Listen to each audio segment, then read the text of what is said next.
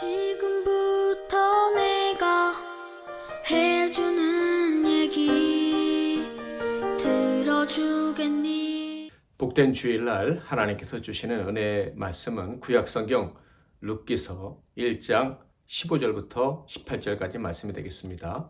구약성경 룻기서 1장 15절에서부터 18절까지의 말씀 제가 먼저 봉독해 드리겠습니다. 나오미가 또 이르되 보라 내 동서는 그의 백성과 그의 신들에게로 돌아가나니 너도 너의 동서를 따라 돌아가라 하니 룻이 이르되 내게 어머니를 떠나며 어머니를 따르지 말고 돌아가라 강권하지 마옵소서. 어머니께서 가시는 곳에 나도 가고 어머니께서 머무시는 곳에서 나도 머물겠나이다. 어머니의 백성이 나의 백성이 되고 어머니의 하나님이 나의 하나님이 되시리니 어머니께서 죽으시는 곳에서 나도 죽어 거기 묻힐 것이라. 만일 내가 죽는 일 외에 어머니를 떠나면 여호와께서 내게 벌을 내리시고 더 내리시기를 원하나이다 하는지라. 나오미가 룻이 자기와 함께 가기로 굳게 결심함을 보고 그에게 말하기를 그치니라. 아멘. 오늘은 과거와 현재 그리고 미래를 살리는 선택, 과거와 현재 그리고 미래를 살리는 선택이라는 제목으로 하나님 말씀을 상고하겠습니다.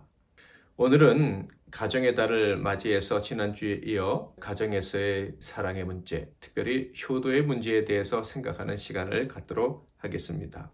룻기를 통해서 하나님이 기뻐하시는 가족사랑, 특별히 효는 어떤 것일까? 그 효의 열매가 어떻게 나타나는가에 대해서 우리가 살펴보고자 하는데요. 오늘 등장하는 이 룻은 모압이라는 나라의 여성입니다. 모압 여성으로서 모압 땅에 이민 온 이스라엘 집으로 시집을 간 여자죠. 국제 결혼을 한 것입니다. 그러나 이 국제 결혼은 성경적으로도 그리고 이스라엘의 관습적인 면에서도 있어서는 안 되는 일이었습니다. 왜냐하면 모압이라는 나라는 하나님이 저주하신 나라였고 이스라엘과 원수된 나라였기 때문입니다. 또 하나님은 이방인과 하나님의 백성들이 결혼하는 것을 원치 않으셨기 때문이죠. 그러니까 모압 여인 룻은 이방 여인입니다. 이방인이 어떻게 선민하고 결혼을 하겠습니까? 이 모압에 대해서 조금 더 설명을 드리면 이렇습니다. 모압은 아브라함의 조카 롯이 그 두 딸과 부정한 행위를 통해서 낳은 암몬과 모압 두 아들 중에 모압의 후손이지요. 시작부터가 아름답지 못한 민족입니다. 게다가 출애굽 때 이스라엘 백성들의 길을 가로막고 대적했습니다. 심지어 발람이라는 거짓 선지자가 꾀를 내어서 이스라엘 백성들이 큰 죄를 범하고 그로 말미암아 하나님 앞에 큰 벌을 받게 만들었던 민족입니다. 그래서 하나님이 그들을 저주하셨죠. 신명기 23장 3절 4절은 이렇게 기록되어 있습니다. 암몬 사람과 모압 사람은 여호와의 총회에 들어오지 못하리니 그들에게 속한 자는 10대뿐 아니라 영원히 여호와의 총회에 들어오지 못하리라. 그들은 너희가 애굽에서 나올 때 떡과 물로 너희를 길에서 영접하지 아니하고 메소보다미아의 부돌 사람 부올의 아들 발람에게 뇌물을 주어 너희를 저주하게 하려 하였으나.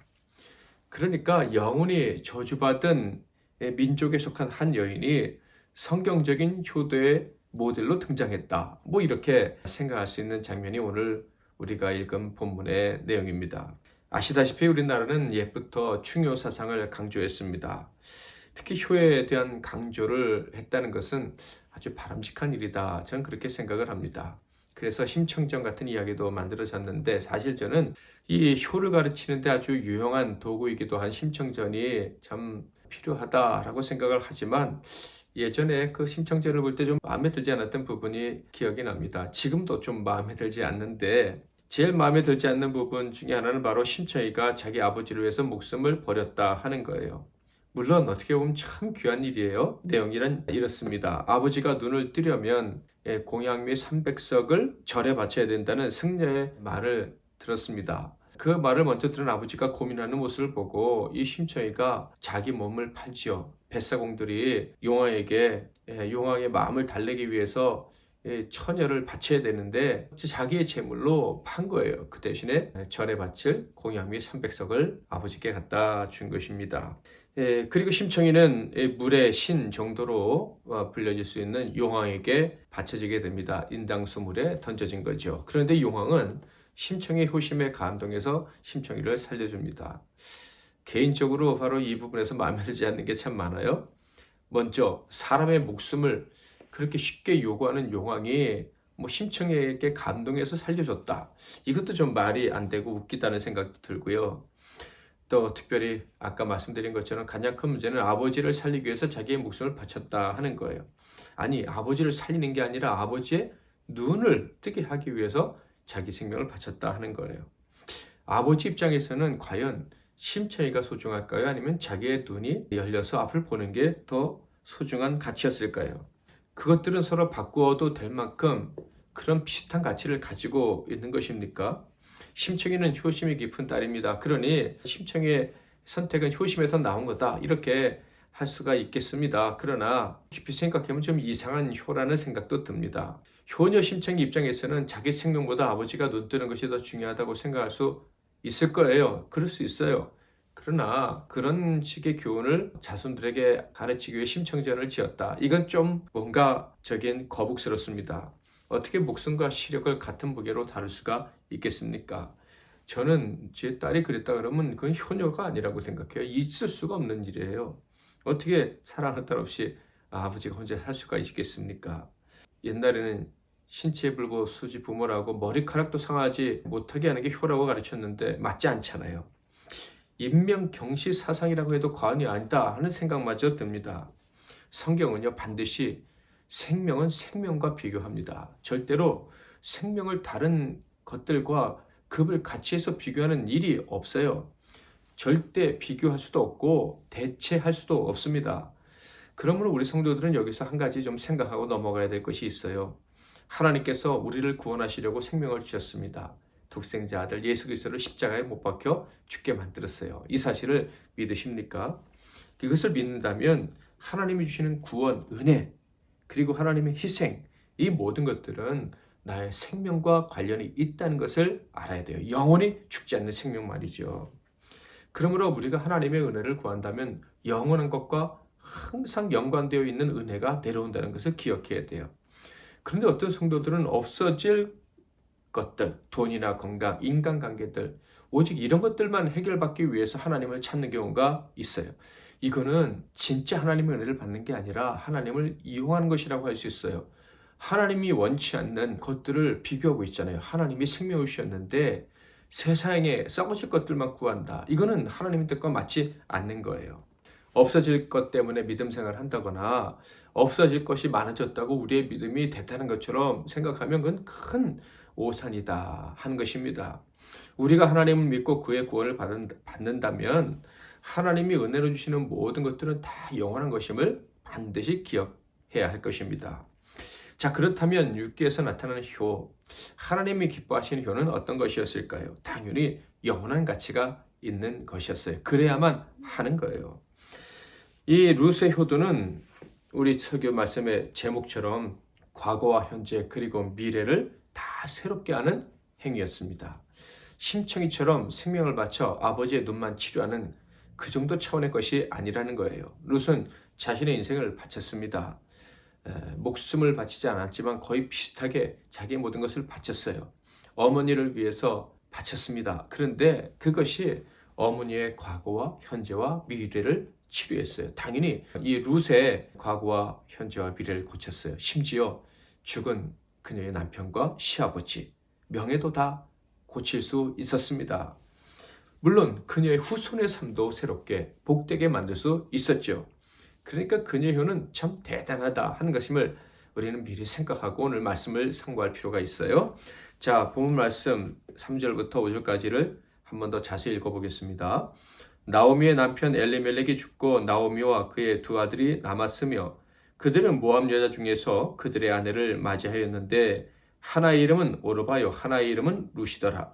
그들이 거기에 거주한 지 10년쯤에 말론과 기련 두 사람이 다 죽고 그 여인은 두 아들과 함께 남편의 뒤에 남았더라. 이 룻의 남편 집안의 슬픈 가족사를 우리가 지금 살펴봤습니다. 흉년을 피해서 이방인의 땅까지 이민을 온 가족입니다. 그런데 흉년은 피했는지 모르지만 흉악한 운명, 죽음은 피하지 못했습니다.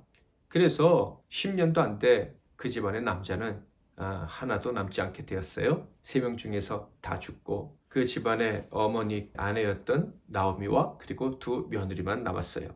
2 아들은 10년 동안 결혼 생활을 했는데 자식을 1명도 남기지 못했습니다. 집안의 며느리들은 이제 친정으로 돌아가 새로운 삶을 살 수도 있었어요. 왜냐하면 그 시어머니가 놔주려고 했기 때문입니다. 시어머니 나오미는 아무런 희망이 없었습니다. 무거운 죄책감을 가지고 고향으로 돌아가야겠다. 그 생각밖에 없었어요. 그녀가 남은 생애 동안 생명을 유지할 수 있는 유일한 방법이 그저 고향으로 돌아가는 것이었습니다. 그래서 며느리들에게 모압 땅을 떠나겠다고 합니다. 그러자 며느리들이 울면서 그 시어머니를 붙잡았죠. 그러자 나오미는 그 며느리들을 물리치면서 그들이 함께 가겠다는 제안을 거절하면서 이런 말을 합니다. 1장 13절 너희가 어찌 그들이 자라기를 기다리겠으며 어찌 남편 없이 지내겠다고 결심하겠느냐 내 딸들아 그렇지 아니하니라 여호와의 손이 나를 치셨으므로 나는 너희로 말미암아 더욱 마음이 아프도다 하매. 나를 따라가면 이 여인들은 평생 남편 없이 살아야 된다 이런 얘기죠. 남편 없이 살아간다는 말은 거의 죽음이다라는 것과 같은 말이에요. 생산수단이 전혀 없이 산다 이런 얘기예요. 당시에는 여자가 혼자 살기가 너무너무 힘들었던 때입니다. 그리고 며느리들을 데려갈 수 없는 더 큰 이유를 이야기를 합니다. 그것은 내가 지금 하나님께 벌을 받았기 때문이라는 거예요. 하나님께 범죄해서 하나님이 우리 가정을 치셔서 이 비극이 찾아왔다. 우리 집안은 하나님의 징벌이 있는 집안이다. 그런데 어떻게 우리 집안 사람으로 너희들이 평생 늙어 죽게 하겠느냐? 그럴 수 없다. 그렇게 하는 것은 너무 무책임한 일이라고 나오미는 생각을 했던 것 같습니다. 지난날 잘못된 선택에 대한 말할 수 없는 죄책감에 사로잡혀 있습니다. 그래서 며느리들을 놓아주려고 하는 거예요. 그런데 바로 그때 2 며느리 중에 하나인 룻이 끝까지 시어머니를 따라 이스라엘로 가겠다고 합니다. 평생 과부로 살아야 될지도 모르는데 그렇게 과부로 살면서 하나님께 벌받은 채로 살다가 죽으려고 하는 시어머니를 섬기겠다. 시어머니를 향한 효도를 다하겠다. 그러는 거예요. 참으로 놀라운 말이 아닐 수 없습니다. 그러자 나오미가 다시 한번 그녀를 말립니다. 그런데요, 롯의 결심이 흔들리지 않는 거예요. 롯의 결심은 나오미가 더 이상 말릴 수 없을 정도로 단호했습니다. 다음의 말이 그 증거입니다. 16절 17절 롯이 이르되 내게 어머니를 떠나며 어머니를 따르지 말고 돌아가라 강권하지 마옵소서. 어머니께서 가시는 곳에 나도 가고 어머니께서 머무시는 곳에서 나도 머물겠나이다. 어머니의 백성이 나의 백성이 되고 어머니의 하나님이 나의 하나님이 되시리니 어머니께서 죽으시는 곳에서 나도 죽어 거기 묻힐 것이라. 만일 내가 죽는 일 외에 어머니를 떠나면 여호와께서 내게 벌을 내리시고 더 내리시기를 원하나이다 하는지라. 룻의 말이 무엇입니까? 내가 선택한 것은 어머니와 함께하는 삶만 선택한 것이 아닙니다. 하나님, 어머니의 하나님과 함께하겠다는 것도 선택한 것입니다. 이런 얘기예요. 어머니와 하나님을 다 선택했다는 그 뜻입니다. 그러므로 내가 어머니와 더 이상 동행하지 않게 되면 하나님과도 더 이상 동행하지 않게 되는 거예요. 그러니까 내가 어머니를 버리면 하나님도 버리게 되는 것입니다. 이렇게 얘기하는 거예요. 만약에 내가 어머니를 버릴 뿐만 아니라 하나님마저 버린다면 내 미래가 어떻게 되겠습니까? 하나님께 저주받은 인생이 됩니다. 그러니까 롯의 말은 어머니와 함께 갈 것이냐 말 것이냐의 문제는 어머니와 나만의 문제가 아니라 나와 하나님과의 문제도 됩니다. 이런 얘기를 한 거예요. 그러니까 이 문제는 나오미가 더 이상 개입할 문제가 아닌 거예요. 개입할 수 없는 일이죠. 나오미가 과거에 지은 죄가 어떤 것입니까? 그의 남편, 그의 아들들과 함께 하나님을 떠나 이방 나라로 와서 이방 여인들을 아내로 며느리로 받아들인 거예요. 그래서 징벌을 받았잖아요. 그래서 이제 돌이키려 합니다. 회개하고 하나님께 돌아가려 합니다. 그런데 그 과정에서 하나님을 선택하고 하나님만을 섬기려는 며느리에게 하나님을 버리고 이 땅에 머물러라 라고 말한다면 예전의 지은 죄를 또 반복하게 되는 것입니다. 예전 남편에게 말했을지 안 말했을지는 정확히 알 수 없지만 이방 땅에서라도 잘 먹고 잘 살면 되는 것 아닌가 하는 남편의 생각에 동의한 것은 분명합니다. 그런데 지금 만약에 룻에게 이 땅에 남아있으라고 한다면 예전에 남편에게 했던 동의와 같은 행위를 지금 또 하게 되는 거예요. 이것은 안 되는 거예요. 그래서 나오미는 더 이상 룻을 말리지 못합니다. 예전에 출애굽 당시 많은 이방인들이 하나님을 믿기로 작정하고 모세를 따라 나섰습니다. 그들 중에 거절당한 사람은 하나도 없었습니다. 그러므로 이 나오미 역시 하나님을 섬기겠다고 하는 이 룻을 말릴 수가 없는 거예요. 말려서는 안 되는 거예요. 말씀드린 것처럼 이것은 과거에 지은 죄를 반복하는 거예요. 그래서 받아들이려고 합니다. 그러나 문제가 하나 있죠. 자신의 처지입니다. 하나님께 벌받은 채로 평생 죄의 값을 치르며 살아야 하는 불행한 자신의 처지입니다. 이런 사람이 어떻게 며느리를 행복하게 해줄 수 있겠습니까? 그녀가 믿음으로 하나님을 선택했다고 받아줘야 한다 하더라도 그 며느리가 불행하게 사는 것을 지켜봐야만 하는 거예요. 돌아가면 사람들은 색안경을 끼고 그녀와 그녀의 며느리를 보게 될 것입니다. 하나님을 떠났던, 고국을 떠났던, 조금 더 잘 먹고 잘 살겠다고 사람들을 버렸던 과거의 행동에 대한 보이지 않는 비난들을 감수하며 살아야 하는 거예요. 그런데 그런 비난을 자기 혼자 받는 것이 아니라 이 착한 며느리도 받아야 되는 거예요. 차라리 혼자 숨어 살면 덜 고통스러울 수도 있는데, 그런데 이방의 며느리를 데리고 나타나면 고향 사람들에게 더 못된 사람이 되고, 과거의 잘못은 그녀를 더 크게 짓누르게 될 것이고, 며느리에 대한 미안함도 역시 점점 커지게 될 거예요. 그러나 나오미는 며느리를 말릴 수 없었습니다. 그녀가 하나님을 선택했기 때문이에요. 믿음의 길을 선택했기 때문입니다. 모압의 법보다 더 큰 하나님의 법을 택했다고 그 입으로 고백했기 때문이에요. 모든 것을 걸고 룻이 선택을 했는데 어떻게 그것을 막겠습니까? 그녀는 하나님의 은혜로 하나님을 선택한 거예요. 그녀가 하나님을 선택했다는 것은 어머니에게 효를 다해야 된다라는 의미도 담고 있다는 것을 나오미는 롯은 알고 있었어요. 나오미도 분명히 알았겠죠. 그래서 어쩔 수 없이 효를 다하고자 하는, 그리고 하나님을 선택한 착한 며느리 룻을 데리고 고향으로 돌아옵니다. 돌아오니 역시 예상했던 일이 벌어집니다. 1장 19절 이에 그 두 사람이 베들레헴까지 갔더라. 베들레헴에 이를 때 온 성읍이 그들로 말미암아 떠들며 이르기를 이가 나오미냐 하는지라. 온 성읍의 사람들이 떠들었답니다. 그 성읍 사람들에게 나오미는 아주 재미있고 흥미로운 이야기거리였던 것이 분명해 보입니다. 그러니 나오미가 얼마나 아프고 창피하고 죄책감이 많이 들었었겠습니까? 그런데 놀라운 것은요, 여기서 이야기가 끝나지 않았다는 것이죠. 롯은요, 그럼에도 불구하고 최선을 다해서 어머니를 섬겼습니다. 하나님 앞에서 약속한 대로 하나님도 잘 섬기고 그의 어머니도 잘 섬겼어요.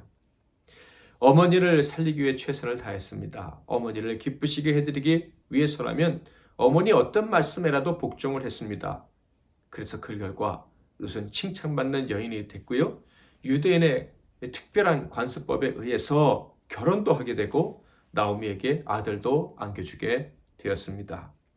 그 아들이 누구냐면 바로 다윗의 할아버지인 오벳이었어요.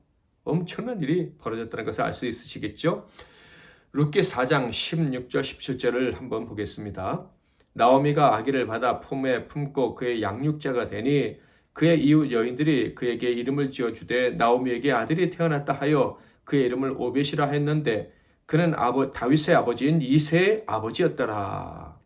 그러니까 나오미가 다윗의 할아버지를 양육했다 하는 거예요. 이런 일이 벌어지자 사람들이 뭐라고 했는지 아십니까? 4장 13절 14절 이에 보아스가 룻을 맞이하여 아내로 삼고 그에게 들어갔더니 여호와께서 그에게 임신하게 하심으로 그가 아들을 낳은지라. 여인들이 나오미에게 이르되 찬송할지로다. 여호와께서 오늘 내게 기업 물을 자가 없게 하지 아니하셨도다. 이 아이의 이름이 이스라엘 중에 유명하게 되기를 원하노라. 여인들이 찬양했다고 합니다. 나오미 때문에 하나님을 노래한 거예요. 그 내용은 첫째로요, 기업 물을 자를 나오미에게 주셨다 이런 뜻입니다. 이 말은요, 나오미의 가문이 끊어지지 않았다 이런 얘기인 거예요. 남편도 죽고 아들들은 자식 없이 죽었어요. 그러면 가문이 끊어진 것이잖아요. 그런데요, 유대인의 특별한 관습법에 따라서 계대 결혼이라고도 하는데요, 오벳은요, 나오미의 아들이 되었고 대대로 이어오던 가문의 땅과 집을 이어받게 됩니다. 그러니까 과거에 이미 죽은 줄 알았던 나오미의 가문이 살아난 거예요. 나오미의 가문이 살아났다는 말은 그의 남편, 그리고 두 아들들이 의미 없이 저주받은 채로 죽은 것이 아니고 그들도 하나님의 복을 받아 자손을 남길 수 있었다 이런 뜻이 된 거예요. 그러니까 수치스러웠던 가문, 끝장난 가문, 그 가문의 유일한 생존자 나오미는 더 이상 그런 수치스러운 가문의 유일한 생존자가 아닌 거예요. 과거에 끝난 가문이 이제 하나님의 은혜로 이 사랑스러운 며느리 룻 때문에 살아난 가문이 된 것입니다. 믿음으로 효심으로 선택한 이 룻 때문에 말이죠. 그리고 지금 나오미는요, 누구보다 가장 큰 효도를 받고 있어요. 15절을 읽어볼까요? 4장 15절. 이는 내 생명의 회복자이며 사람들의 노래가 계속되는 거예요. 내 노년의 봉양자라. 곧 너를 사랑하며 7 아들보다 귀한 내 며느리가 낳은 자로다 하니라. 나오미에게 아들이 몇 명이라고요? 7명의 아들이 있는 것보다 더 낫다고. 아들은 없지만 이 룻 하나가 7명의 아들보다 더 낫다. 이 얼마나 큰 칭찬입니까? 정말 나오미 입장에서는 가슴이 벅차오를 정도로 뿌듯했을 거예요. 절대로 찾아올 수 없을 줄 알았던 영광스러운 날이 그녀에게 찾아온 것이죠. 여러분, 아들이 낫다고 생각합니까? 딸이 더 낫다고 생각하십니까? 요새 보니까 딸이 더 낫다 하는 얘기도 많던데, 나오미의 답은요, 7명의 아들보다 1명의 며느리가 더 낫다 였을 거예요. 그뿐입니까? 과거와 현재가 살아났을 뿐만 아니라 미래도 살아났어요. 미래를 선물로 받았습니다. 찬양, 그 사람들이 찬양을 한 번 더 들어볼까요? 14절, 4장 14절. 여인들이 나오미에게 이르되 찬송할지로다. 여호와께서 오늘 내게 기업 물을 자가 없게 아니하셨도다. 이 아이의 이름이 이스라엘 중에 유명하게 되기를 원하노라. 이스라엘 중에 유명하게 되기를 바란다. 무슨 뜻입니까? 사람들이 알았다는 거예요. 느꼈다는 거예요. 나오미와 그의 며느리 룻은 정말 특별한 사람들이구나. 하나님께서 복 주신 사람들이 맞아. 하나님이 쓰실 특별한 가문이 맞아. 라는 생각을 했다는 거예요. 그래서 그 가문에서 태어난 아이, 이 오벳이 크게 쓰임받게 해달라고 사람들이 노래한 거예요. 믿음으로 노래한 것이죠. 그래서 그 노래대로 성취가 됩니다. 훗날 상상할 수 없을 정도로 완벽하게 성취가 되었죠. 바로 그 후손에서 다윗이 나오고 더 이어져 내려가면 바로 예수 그리스도가 나셨습니다. 성경은 심청이처럼 효를 위해 생명을 버리라고 가르치지 않습니다. 오히려 그 반대인 것처럼 보이기도 해요. 누가복음 14장 26절 27절 읽어보겠습니다. 물은 내게 오는 자가 자기 부모와 처자와 형제와 자매와 더욱이 자기 목숨까지 미워하지 아니하면 능히 내 제자가 되지 못하고 누구든지 자기 십자가를 지고 나를 따르지 않는 자도 능히 내 제자가 되지 못하리라. 영원한 생명을 얻기 위해서라면 부모님과 처자와 형제와 자매와 자기 목숨까지 미워해야 된다라고 말씀하고 있어요. 그 어떤 것도 영원한 생명과 견줄 수 없다 이런 말씀이죠.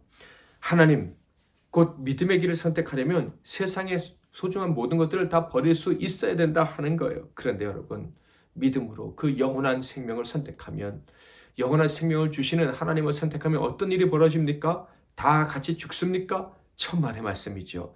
요한복음 7장 38절을 볼까요? 나를 믿는 자는 성경의 이름과 같이 그 배에서 생수의 강이 흘러나오리라 하시니, 모든 것을 버리고 십자가를 선택한 사람, 아무리 힘들어도 하나님이 그 십자가를 통해서 주시는 생명, 영원한 생명을 선택한 사람, 그 사람에게는요, 모든 것을 살리는 생명수가 그 배에서 흘러나오게 된다 이런 말씀이에요.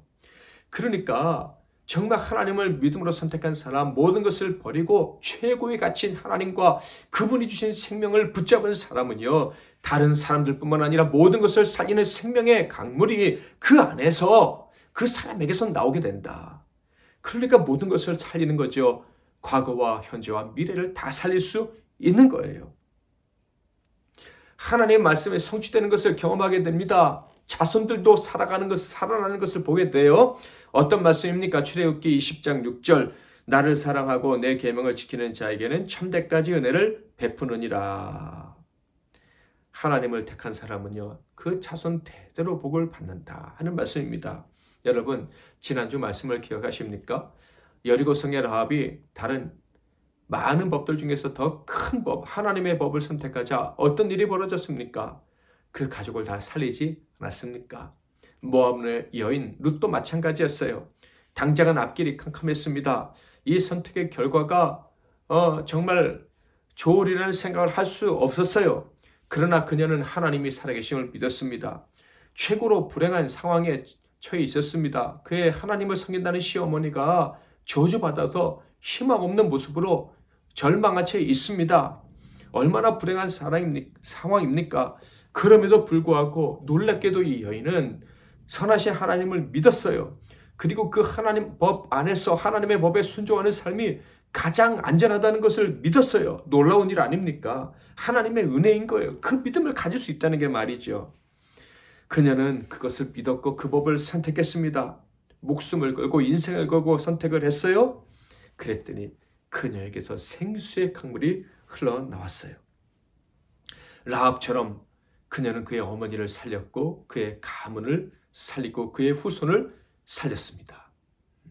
모든 것을 살렸어요. 그 가문을 위대하게 만들었습니다. 그러니 이 작고 천한 여인이 선택한 이 작은 결정, 이 작은 선택이 작다고 할 수가 없는 겁니다. 그것은 너무나도 소중하고 위대한 거예요. 세상이 살기가 힘듭니다. 그래서 어떤 분들은 내 가족을 지킬 힘이 내게 없다라는 생각이 들지도 모르겠습니다. 그런데 여러분, 길이 있습니다. 하나님의 은혜로 선택한 그 선택, 그게 우리로 하여금 사랑하는 이들을 살리게 하는 길입니다. 바로 하나님과 그의 법을 선택하는 거예요. 믿음의 삶을 선택하는 것입니다. 어떠한 고난이 있어도 하나님께 순종하는 삶을 선택하는 거예요. 하나님을 사랑하는 만큼 이웃을 사랑하기로 결정하고 부모님께 효도하고 사랑하는 모든 사람들을 위해서 자신을 내어주기로 결정하고 살아가는 것입니다. 특별히 시편 15편에 다윗이 한 고백이 있죠. 여호와를 두려워하는 자들을 존대하며 살아간다. 나오미가 예전에 죄를 범했지만 이제는 하나님을 두려워합니다. 하나님이 형벌을 내리셔도 하나님께 불평만하지 않고 이제 하나님 앞에 엎어져서 벌을 주시며 벌을 받으며 살겠다고 합니다. 그 하나님을 두려워하는 여인을 이 룻이 소중히 여기고 존대하는 거예요. 그러니 당연히 복을 받게 되는 거죠. 여러분 주변에는 하나님을 두려워하는 사람들이 있습니까? 그들을 아주 존귀하게 대하시기를 바랍니다. 혹시 예전에 죄를 지어서 지금 벌을 받고 있는 사람이라 할지라도 하나님을 두려워한다면 그를 존귀하게 여길 줄 알아야 돼요. 그러면 함께 과거와 현재와 미래가 고침을 받는 거예요. 바라기는 여러분의 집안에 하나님을 참으로 두려워하는 사람이 있기를 바랍니다. 여러분이 그런 사람이 되면 더 좋겠고요. 그런 사람이 여러분 가정에 있다면 정말 귀중히 여기시기를 바랍니다. 지금 혹시 별로 빛이 나지 않는다 할지라도 존귀하게 여기고 귀하게 대우해 드려야 됩니다. 혹시 직장이 있습니까? 그 사람이 많은 사람들 중에 가장 힘이 없고 초라해 보이십니까? 그래도 그들을 존대해야 합니다. 존귀하게 여기셔야 됩니다. 하나님을 섬기듯이 섬겨야 하는 거예요. 그렇게 하면 그들과 함께 여러분의 삶이 과거와 현재와 미래가 새로워지는 거예요. 함께 살아가는 것입니다. 새롭게 한 주간이 시작이 됩니다. 여러분이 결정한 것이 무엇인지 다시 한번 확인해 볼 수 있기를 바랍니다. 여전히 코로나 사태로 세상이 뒤죽박죽 되어 있고 힘듭니다. 그럼에도 불구하고 바로 이 때에 우리가 해야 될 일이 있는 거예요. 바로 믿음의 길을 선택하는 것입니다. 순종하며 사는 것이고, 이 나오미처럼 하나님을 두려워하는 자들을 존대하며 귀하게 여기고 섬기며 살아가는 것입니다. 하나님 앞에서 여러분이 정말 믿음의 사람이라면 여러분이 선택한 것들을 잘 기억해 내셔야 합니다. 오늘 선택하시고 그리고 앞으로 영원토록 선택한 것이 무엇인지 기억해 내야 됩니다. 예전에 이미 선택하셨다면 그 선택하신 것을 귀하게 여기고 그 선택할 수 있는 은혜를 주신 하나님을 찬양하며 살아갈 수 있기를 바랍니다. 특별히 여러분이 사랑하는 자들 그리고 하나님을 두려워하는 자들을 향해서 어떻게 섬기기로 했는지를 생각하시기를 바랍니다. 그 중에 배우자가 있습니까? 사랑하고 또 불쌍히 여기며 섬기기로 작정하지 않으셨습니까? 그 기억들을 기억해내고 하나님을 섬기듯이 그들을 섬기기를 바랍니다. 존귀한 자, 하나님을 두려워하는 자들을 잘 섬길 뿐만 아니라 하나님이 섬기라고 보내주신 모든 자들을 잘 섬기세요. 룻은 밭에서도 열심히 일했습니다. 그를 조롱하는 사람들 가운데서도 그 어머니를 섬기기 위해 최선을 다해 일했고 조롱하는 자들도 섬겼습니다. 믿음의 부모님이 계십니까? 얼마나 감사한 일입니까? 온 힘 다해 그분들을 섬기고 사랑할 수 있기를 바랍니다. 효를 다하시기를 바랍니다. 하나님을 온 힘 다해 섬기기로 결정한 이상 여러분은 온 힘 다해 모든 분들을 사랑으로 섬겨야 되고 특별히 하나님을 두려워하는 존귀한 자들을 존대해야 할 것입니다. 이번 한 주 내가 선택한 것을 기억하고 선택한 사람답게 귀한 것을 선택하기로 결정한 사람답게 살아감으로 하나님이 살려주시는 그런 복, 하나님이 과거와 현재의 미래를 다 고쳐주시는 은혜를 누릴 수 있기를 주님의 이름으로 축복합니다.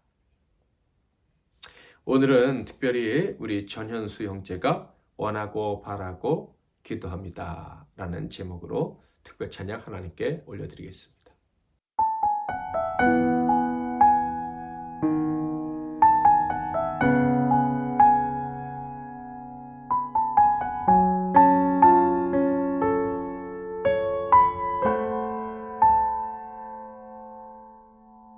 이 세상을 살아가는 동안에 나의 힘을 의지할 수 없으니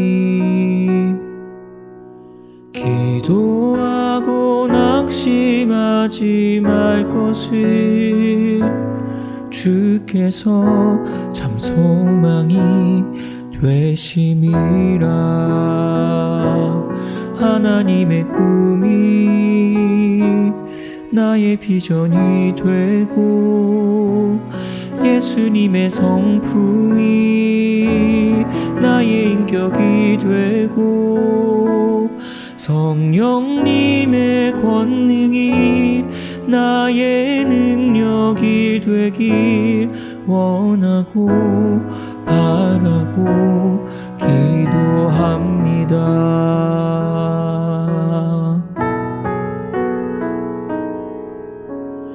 이 세상을 살아가는 동안에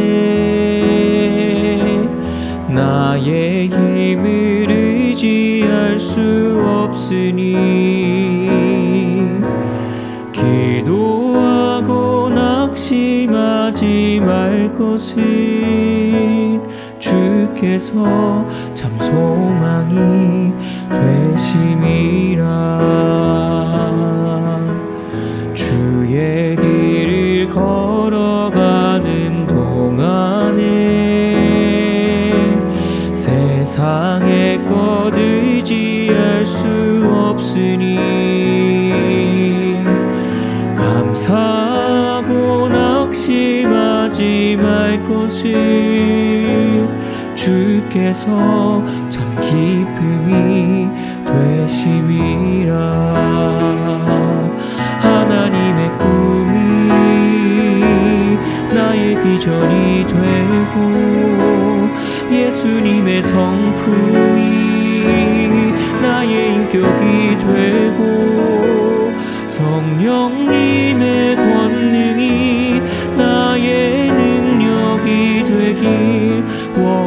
원하고 바라고 기도합니다. 하나님의 꿈이 나의 비전이 되고 예수님의 성품이 나의 인격이 되고 성령님의 권능이 나의 능력이 되길 원하고 바라고 기도합니다. 하나님의 꿈이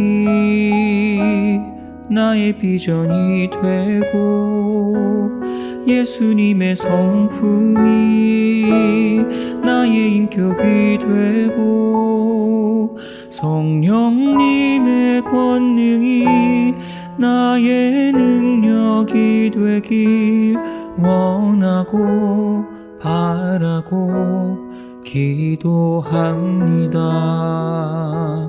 원하고 바라고 기도합니다.